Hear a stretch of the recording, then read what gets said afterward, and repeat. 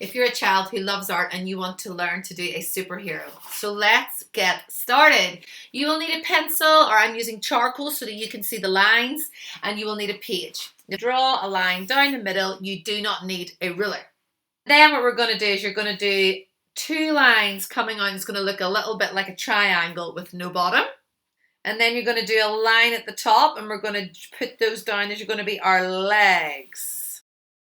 And you're going to do a boot on there, because that is what they do. Superheroes often wear boots. They do big stunts. We're going to do a body that comes up.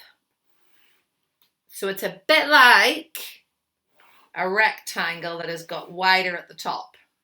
And then we're going to do another bit at the top of that. So it's going to square off the shoulders. We're going to do the arms coming up. 1, 2, and then we're going to do them out and out. And you're going to do a line off there and there because they've got these big long gloves. Do a nice head right in the center, up a little bit on your line, which is going to come from both sides and up in the air. I'm going to put some long hair. You can have it a male or a female, whatever you like. And you can colour that in exactly the way that you want to.